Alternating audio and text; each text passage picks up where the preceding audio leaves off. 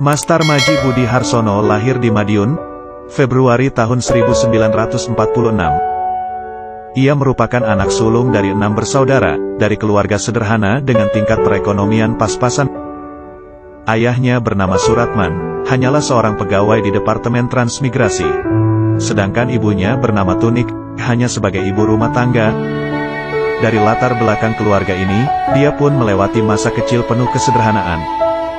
Namun ketika Mastar Maji Budi Harsono beranjak dewasa, kekurangan ini justru melahirkan semangat juang tinggi dalam merubah nasib. Hingga dia berhasil menjadi seorang tokoh cukup diperhitungkan, tidak hanya di sisi harkat dan martabatnya, akan tetapi juga berhasil menyeruak ke permukaan dan mampu mengenyam kehidupan cukup layak dan wajar.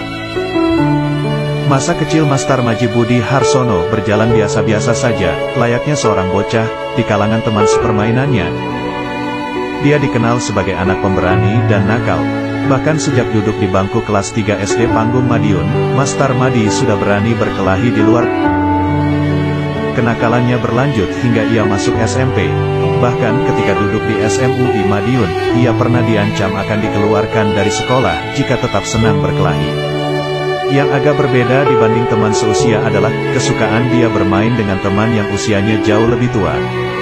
Barangkali karena kesukaannya ini, kelak menjadikan cara berpikir Mastar Maji Budi Harsono cepat kelihatan dewasa. Karena kenakalannya suka berkelahi, Mastar Maji Budi Harsono mulai tertarik pada olah kanuragan bela diri saat berusia 12 tahun. Saat itu tahun 1958.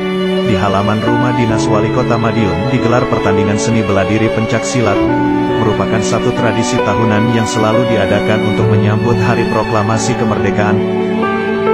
Mastar Maji kecil sempat kagum pada permainan para pendekar yang tampil di panggung, terutama pada Mas Imam Kusupangat, yang juga tampil saat itu. Sepulang melihat gelar permainan seni bela diri pencaksilat itu, benaknya dipenuhi obsesi keperkasaan para pendekar yang tampil di gelanggang. Ia bermimpi dalam cita rasa dan kekaguman jiwa kanak-kanak. Cita rasa dan kekaguman itu menyulut keinginan dia belajar pencak agar menjadi pendekar perkasa. Sosok pendekar sakti sekaligus juara, persis seperti yang tergambar dalam benaknya. Kebetulan tidak jauh dari rumahnya, tepatnya di Paviliun Kabupaten Madiun, ada latihan pencaksilat Persaudaraan Setia Hati Terate, yang mana dilatih langsung oleh Mas Imam Kusupangat. Selang sepekan sejak menonton permainan seni pencaksilat di halaman rumah dinas wali kota itu, Mastar Maji Budi Harsono memberanikan diri menemui RM Imam Kusupangat, meminta agar diperbolehkan ikut latihan. Namun, permintaan itu ditolak dengan alasan usianya masih terlalu muda.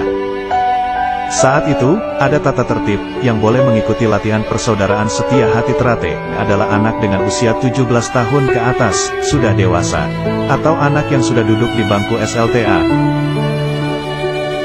Setahun setelah penolakannya, ia baru diperbolehkan ikut latihan pada tahun 1959.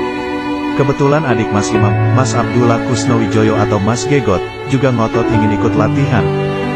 Oleh karena itulah Mastar Maji diperbolehkan ikut latihan agar bisa menemani Mas Gegot latihan. Tak sabar ikut latihan, Mastar Maji bertanya kepada Mas Gegot, kapan mereka diperbolehkan mulai berlatih. Mas Gegot menyebut jadwal latihan pertama yang harus dijalani, tapi syaratnya, mereka berdua hanya diperbolehkan menempati baris paling belakang. Kesempatan pertama yang diberikan padanya, benar tak disia-siakan. Hari-hari setelah diizinkan ikut latihan, jiwa Mastar Maji seakan diterbangkan ke langit. Bayangan sosok pendekar dengan kesaktian yang dimiliki memformat hampir setiap langkahnya. Boleh dibilang, tak ada hari tanpa berobsesi dan tak ada hari tanpa latihan pencaksilat. Apalagi waktu latihan saat itu belum terjadwal seperti sekarang ini. Kadang siang hari, kadang sore, kadang malam hari sampai fajar, dan kadang nunggu sepulang Mas Imam Kusupangat kerja. Satu hal yang cukup mendukung kelancaran jadwal latihan Mastar Maji, selain Mas Gegot teman akrabnya, adalah kedekatan tempat tinggalnya dengan Paviliun Kabupaten Madiun. Rumah keluarganya hanya terpaut sekitar 200 meter arah barat dari Paviliun. Tak berlebihan, Jika setiap hari ia bermain di paviliun dan setiap pukul 13 waktu Indonesia Barat, ia dan Mas Gegot setia menunggu kepulangan Mas Imam di beranda paviliun. Begitu melihat Mas Imam pulang, ia langsung menyalami dan bersabar menunggu sang pelatih makan siang. Kadang harus bersabar pula menunggu cukup lama, karena Mas Imam perlu istirahat selepas kerja. Berhari-hari, berbulan-bulan hingga bertahun, ketekunan dan kesabaran serupa itu dilakukannya. Obsesinya hanya satu, ia ingin menjadi pendekar setia hati Terate. Seorang pendekar baginya adalah seseorang yang bukan saja menguasai ilmu bela diri tetapi juga mengerti hakikat kehidupan. Ia ingin tampil menjadi sosok manusia seutuhnya, manusia yang cukup diperhitungkan, menjadi teladan bagi sesama. Jalan itu kini mulai terbuka, dan Mas Tarmaji tidak ingin menyia-nyiakannya. Ketekunan dan kemauan kerasnya itu, menjadikan Mas Imam menaruh perhatian penuh padanya. Itu ditunjukkan dengan seringnya dia diajak mendampingi beliau melakukan tirakatan ke berbagai tempat. Kendati saat itu masih siswa dan belum disahkan. Dari paviliun ini, Mas Tarmaji kecil, selain belajar pencak silat, ia juga mulai menyerap ajaran tata krama pergaulan dalam lingkup kaum ningrat, satu tatanan pergaulan kelompok bangsawan Trah Kadipaten pada zamannya. Pergaulannya dengan Mas Imam ini, membuka cakrawala baru baginya.